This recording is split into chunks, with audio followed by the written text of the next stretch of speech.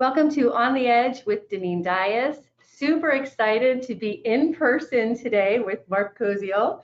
Mark, please introduce yourself. Hi, I'm Mark Koziel. I am President and CEO of Allinial Global. It is a firm association with 236 members, about 4.3 billion in revenues globally, and excited to be here.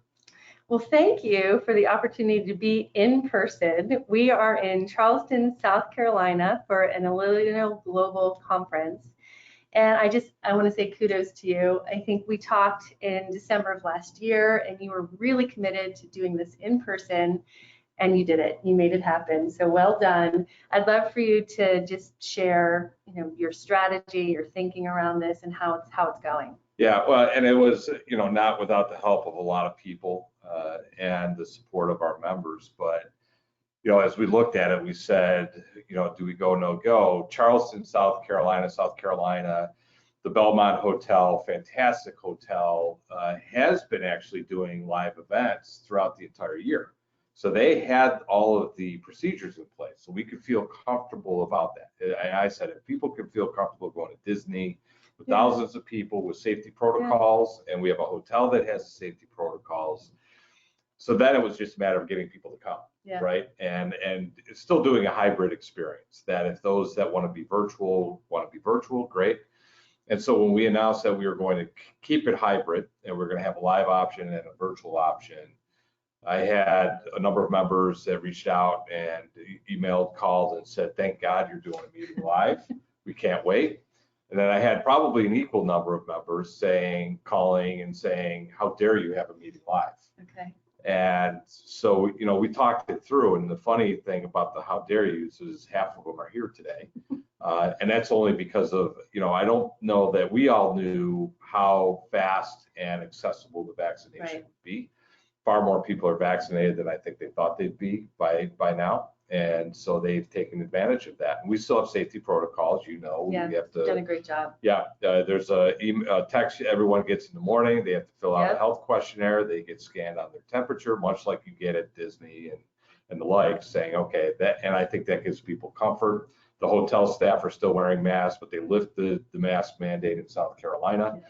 CDC's lifted the mask mandate. Timed that perfectly. Exactly. Last week, yeah. I called my buddy Tony Fauci and say, hey, lift it. We got a meeting coming up. Let's go. But not really. But it was fortuitous, and I believe that we may be the only association that's had a live meeting this spring. You're the first that I've been to since last year, and I'm fully vaccinated. You're fully vaccinated, so I felt comfortable flying and coming, and I was really looking forward to it. First, Botkeeper is a new partner of Allinial Global, but I miss being at the conferences, talking with people, listening to, what's current, like staying current, hearing from the firms and the partners, what's on their hearts, what's on their heads, what are they dealing with this year. And you, once again, timed it so well, really, because the end of tax season, you didn't know that the extension was going to happen when you planned this, right? Until end of a pandemic. It's just a really interesting time. So I'd love to hear from you what you're hearing from your members this week, what the feedback has been so far with the conference, what the buzz is about what they're dealing with right now, what they need to, now that tax season is over, how they keep their foot on the gas and keep the pedal to the metal and keep growing. For sure. And in the U.S., I'm not going to say it's different, but there are definitely, in each of the countries, there's different issues around government support programs and what they look like. Every accountant out there globally, we're getting calls from their small business clients saying we need help. And it's changed the game on how firms are interacting with their clients. But, we started this meeting really around the theme of this transformation. Talked a lot about that. I met when I left AICPA, as you know, and started at Allinial August 1st. And I had a personal commitment to meet with every firm within the first 6 months, and I mostly accomplished that. I had reached out to all 236 firms within 6 months and met with 190.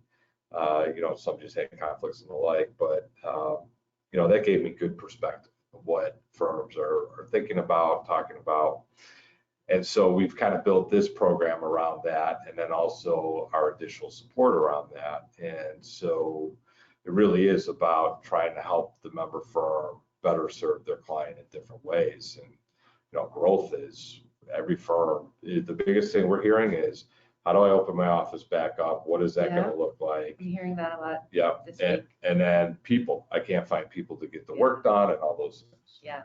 Well, I listened to your keynote yesterday. You always inspire me. I enjoy hearing you speak. A lot of what you talked about was technology, which is the game changer for firms. We all know that, but how do they bring it into the firm and use the data and use the technology? One of the things you spoke about yesterday, and I took notes, was AI adoption and how it's increasing revenue. So can you share your thinking around that? Yeah, and I forgot, I think it was McKinsey or Accenture, one of the two, that talked about the fact that AI adoption inside of organizations is actually the greater drivers around increasing revenue and growth versus the cost decrease benefit that you would get from AI. And I think a lot of firms believe that they're going to adopt AI for the reduction of people or to save costs in other places, and that isn't the true benefit. The true benefit's around the growth. I can't tell you the number of firms that I've spoken to in the last year that have said, client accounting or even tax or some of their service lines, that they could grow more only if they could find the people to do the work. And I would say constantly, do not let people inhibit growth. And there are a lot of options out there, right? And I mentioned Botkeeper specifically on the client accounting piece, that, look, if you can't find people to get the work done, fine. There's automation. There's tools out there. That's right. Don't be afraid to bring those AI tools into the firm to use with your clients. I agree. And one of the things you also spoke about was Jeff Bezos and Pilot, which is creating a bit of a buzz, and there's some concern, and it's changing. It is changing now that you've got a firm that's financially backed. So I'd love to hear your thinking around that. I liked how you spoke about that yesterday. Well, so yeah, that's fine that he got in that, but I think he's going to try and, Amazon. I do too. A client accounting services, and that's fine for the transactional, the routine, and the like, and the self-serve, however that looks like. But we're CPAs, right? We can take it all the way up into advisory, and that's really the key differentiator. So I get it about doing it, but if we're so mired in doing the day-to-day and can't move upstream, so a lot of the themes around what we did. First of all, we had a client accounting workshop this week. We had 15 firms that were there while this is going on. The last day is today. And so they've now gotten the framework around how to bring client accounting. And then at this meeting, we're talking to the firm leaders. This is our executive team conference. So it's firm CEOs, managing partners, COOs, and saying, okay, so we're training your client accounting folks on building the right type of practice. What we need you to do as a leadership is to implement a different business model for that practice, get pricing done differently. Right. 3-tier pricing, good, better, best. If it's just straight up basic on the good piece, but that full on advisory at the back end, that's the next phase. And then in the fall, we're going to have more sessions around advisory to help support that. Good. Well, and that's what you said about Pilot is, they might be coming for firm clients, but what firms have is a relationship. And so shift, use Pilot's using technology that firms can use, right? Use the technology, make the shift, push towards advisory. So the clients, you have that relationship already, but firms are struggling with that shift, and a big part of the shift is pricing.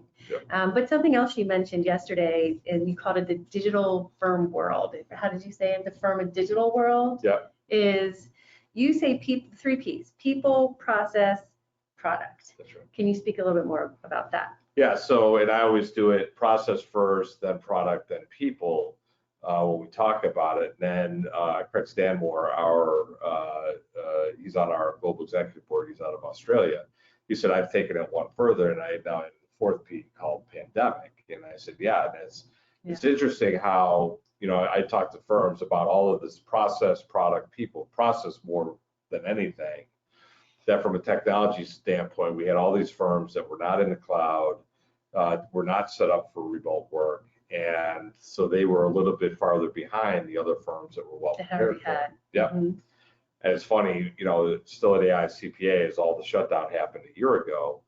And I had a couple of firm CEOs say to me, they're like, I've been talking to our tax team for 5 years about creating a virtual option for their team. And they're like, absolutely not. Everybody needs to be in the office. And within 48 hours, they figured it out. And they were able to continue. They had to. Yeah. And so it's accelerated by 5 years. Right. Being able to do that. But I think the process, we still have more work to do around that. Yeah. But, we talk about transformation and change management, that yes, technology is a piece of that, but it's the business strategy That's right. that's going to drive that. And as we make a business model change, this is why we did this in pricing. And, it's funny, I had a conversation with Enrico from Botkeeper yesterday, and I was just amazed how he said, you guys have to kind of reverse engineer a little bit pricing for the firm to understand it, to get it back to hours times rate. Yet if we priced differently, if we changed that business model, we could find new and innovative ways to utilize Botkeeper inside the process and get more firms to utilize it. Right. I think firms are afraid to implement technology because they are so built on hours times rate. Well, if I automate that, how do I get paid for it? Right. Well, you get paid for it because you do value pricing and upfront pricing to be able to talk to the client differently. Right. And then you don't care about those things. Right. It doesn't matter. The fact is, back to people, our costs are fixed. Everyone wants to make it a variable cost, and it's not. It is a fixed cost. At the beginning of the year, generally what your total payroll cost is going to be, and that your payroll cost is going to be a third of your overall revenue structure. So, why are we still pricing this way? It's hard. And I've talked to a lot of the managing partners here, and a lot of them have been so successful at the way they've always done it. Mm-hmm. And so now they're faced with having to do what they've always done differently. And there's lots of pieces to the puzzle, and pricing is the biggest part of that, that piece. But what I want to shift to talk about a little bit more is the data, because you and I were talking a little bit earlier, and when I talked to Enrico, he's always about the data, and Botkeeper has more data than anybody in the transactional space. And he's thinking through, what can we do with all this data to help firms be more analytical and advisory?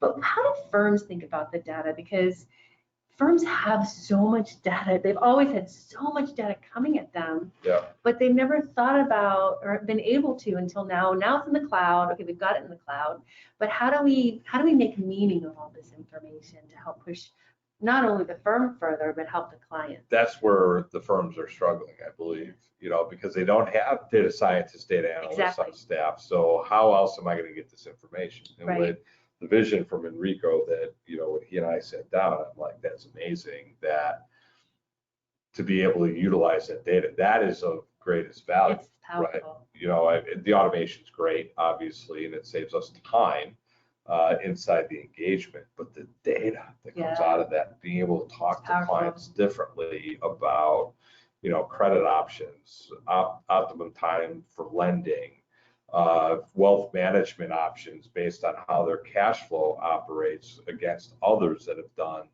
similar things. I mean, it's just going to be incredible. It's a game changer. It's a game changer. It really is. Well, and that was something I liked also about your presentation yesterday. You had some information from the World Economic Forum that talked about a decline in some technologies changing some industries, and accounting firms had too. But then you also talked about the increase of what's needed, and how firms, I think, need to think about bringing that into the firm.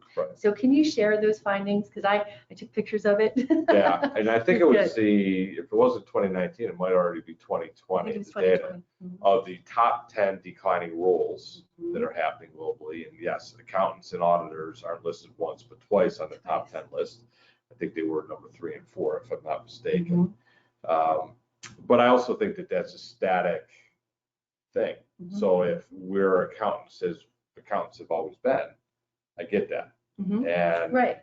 and I think that that's even some of the hesitation. Well, if I go to Botkeeper, how do I keep people busy? And that's they will be. Again, Yeah. from a growth standpoint, there are other things they can focus on Right. inside the client, like the data, Right. and having a conversation about the data with the client, which is actually going to create more advisory work. I think it's more fun. That's right. And that's what technology is looking to do, is to not replace people, but do the tedious, mundane, unfulfilling, time-consuming things, freeing up the humans to be able to do the stuff they want to do. That's right.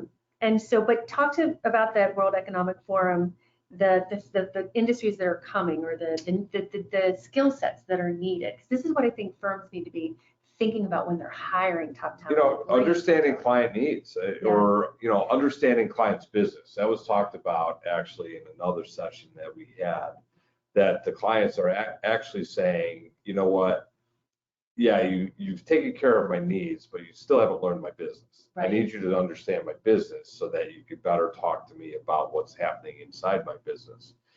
And so we talk a lot about those service lines, being able to do complex analytical skills, Yep. communication skills. These are all these different things that we weren't necessarily trained as accountants to do, No. But are absolutely necessary. Strategic thinking. Yep. Was one of them. Analytical thinking was another. Data analytical, and some of the top firms are hiring in that type of talent. They're saying the number one new hire is technical talent. The top 100 firms, 20% of their new hires in the last couple of years has been in data analysts, data science, or at least non-accounting majors, but the primary roles have been data analysts and data scientists that they're bringing in. And I think small to mid-sized firms can do the same. And it's because what we always say when I was at CPA.com is technology is a great equalizer. The technology that Pilot's using is the same technology that small firms and mid-sized firms are using. They're using QBO, they're using Bill.com, they're using Gusto. And so firms can now bring in the technology, integrate the technology, have all the data, right. Automated, streamlined, and start shifting. That's a business process that you're talking about, the pricing, the packaging, the way they talk to the client differently. So my last question for you, because I'm watching the time, is tax season is over, right? What are you telling your firms to be focusing on right now? What are their goals right now? Very U.S. specific. I think the pandemic is still top of mind. Looking at what the requirements are going to be from their clients around PPP and the employee retention credit. Just having those conversations and getting ahead of it and getting the clients prepared for what's coming, because there's going to be a lot of data sets around that. But then more importantly, we're talking a lot about commerce and growth for the firms, and in-client accounting is an example, and getting firms to understand that just because they don't do a particular service doesn't mean that the client doesn't need it. Right. And if they're not talking to their client about it, someone else is. Right. Salt in the U.S. is going to be massively huge. I mean, I even had it personally. I had to deal with multiple state issues, and I think you're going to see more of that. So we put a webinar series together of SALT. We had some of our top experts doing that. And it was more so to educate our other firms enough about what SALT issues are coming, so that they can have that conversation with the client and understand we have resources, other firms. I think to your point about the data analysts, data scientists, mid-tier firms, yes, they could hire it, but if they're not at that point yet, then they can definitely utilize one of the other firms that have that capability. Right. And that's the huge benefit of the association relationship. And it's going to be the same thing when we start talking about this data and getting working groups together to say, this is how we're talking to our clients about the data. So a user group around Botkeeper, of all of our firms that are going to be Botkeeper related firms, how are they talking to the client? They're supporting each other.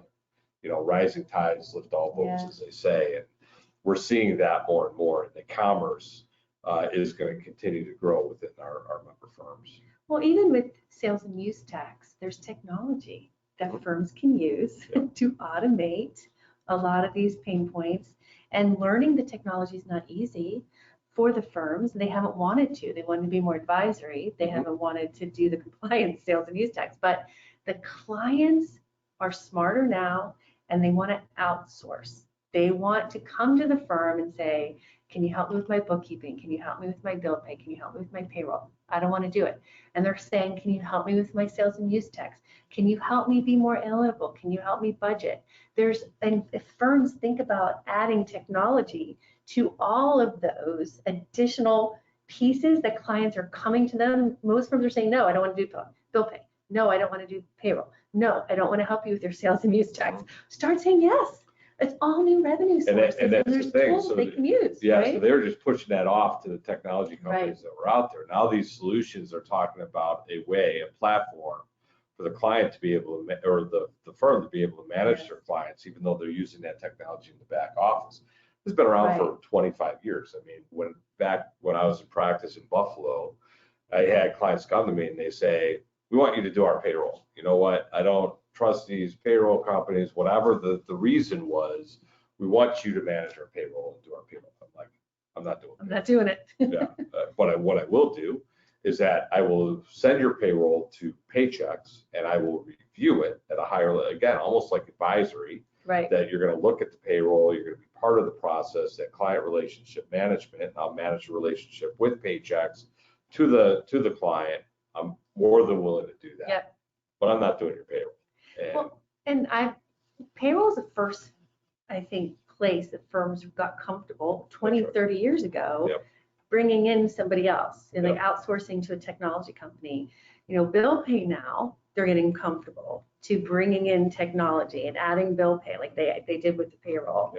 And it's the same thing even with Botkeeper, right? Firms are more comfortable bringing in more technology. You're not outsourcing the work that the client wants to outsource to you. You're using the tools to continue to do the work. And so, you know, firms that are comfortable with building this out, it's a strategy, right? Doing more for your current client base. How many of the firm's clients ask them what tax software they use to produce their tax return? Why do they care about how they process transactions, how they process the payables, how they do these different things? They don't care. They just don't want to do it. Right. They want someone else to do it. That's right. They want it to be timely. They want it to be accurate. They really don't care, but firms care. And I say that even to the point of the GL package that the client wants, and people are like, well, my client prefers QBO. They don't know what else is out there. They're not the one to make the educated guess. I don't go to the doctor. That's right. And doctor tell me I need an MRI, and I say, no, you know what? I think an X-ray is good enough. Right. That's not my decision. That's right. Leave it to the expert. The firms are the experts, so the firm should be the one to put the tech stack together. That's right. They've created the expertise within an industry line, hopefully, and so then they can go at scale because they're able to do that. That creates additional profitability inside of it. Notice I didn't say efficiency because I don't care about that. I care about profitability. And so when you do that, and then you start to, and if you have to plug and play different tools at different times for different verticals, you have the ability to do that. And you can build your staff around that. And we're seeing firms verticalize on the tax side. We're seeing firms verticalize on the audit side. And now we're starting to see firms verticalize on the client accounting side. Traditionally, bookkeeping was very generalist. Clients can use whatever tools they need, right? And we'll be generalist.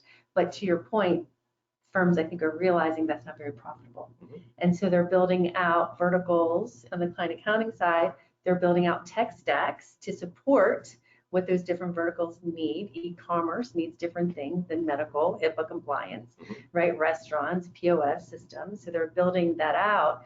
And the more specialized they become, profitable. But they have to have their tech stack be efficient.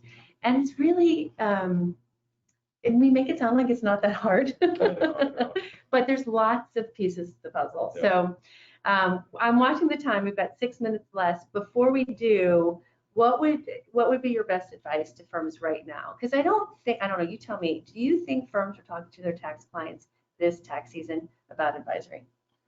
No, and that's always, and that's where I say It is. that, even the PPP, everybody played with a catcher's mitt. I don't know how, and it was, and what, again, to your point, it was pure insanity. And I know our people are burned out, our CPAs are burned out, people are losing people in the middle of tax season because people are like, I don't believe the tax season is going to end.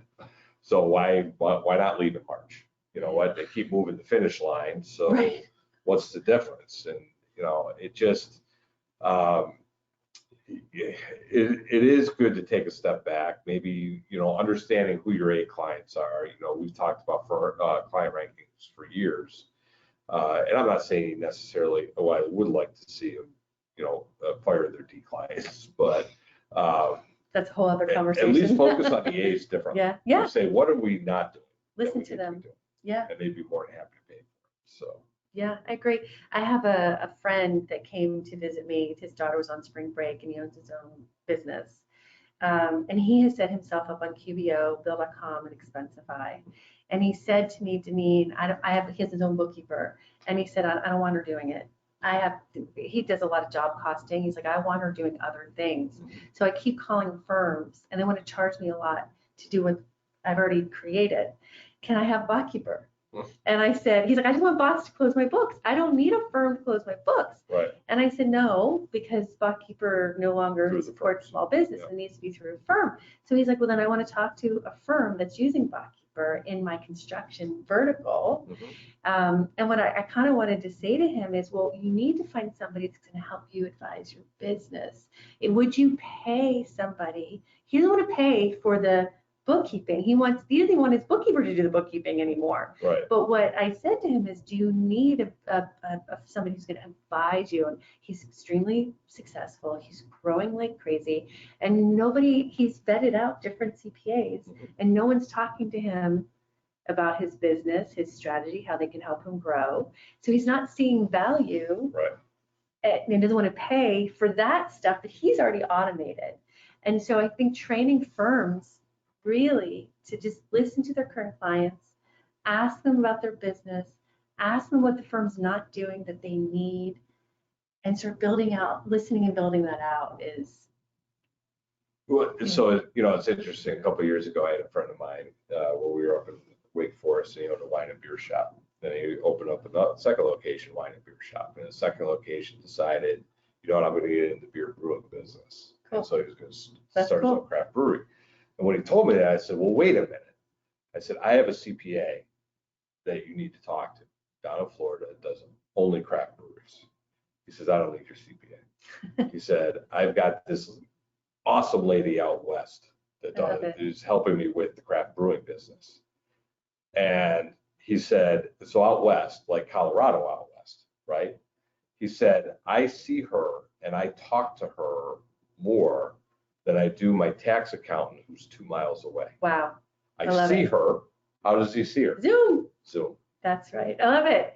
And so your practices and, industry verticals. So that lady has focused on craft breweries. She's doing the advisory and the tax accountant, it shows the value differentiation between us. How about that? Well, that's a great way to end. We have 2 more minutes left. Della, is there any questions? Anybody want to ask anything of Mark while we have him live? Currently no questions, but feel free to put them in the chat or in the question section. Thank you. We've answered all their questions. Now they have to go do it. Now they just have to go do it. That's a big thing. It's just getting over. It's hard. I don't want to make it sound easy. Right. It is hard, but getting the support, going through the workshops, leveraging the technology. You can't transform your client accounting practice if you're mired in the transaction. So this is what we were talking about earlier. Yeah. You know what? Have Botkeeper set up and dedicate that additional time that you've now created to focus on strategically changing the practice and thinking about different ways and automating. If it's an industry vertical, being able to say, okay, we're gonna standardize chart of accounts, onboarding, financial statement, boom, boom, boom, boom, boom. Most of that gets done the same. These are the things that we can now focus on if we're freed up not doing the work, so busy in the business. It's so good to see you. Good to see you. Thank you for bringing me to Yes. Charleston. I love this town. It's Thanks such a for beautiful place to be. That's great. Thanks so much. All Thanks, right. everybody. Thanks.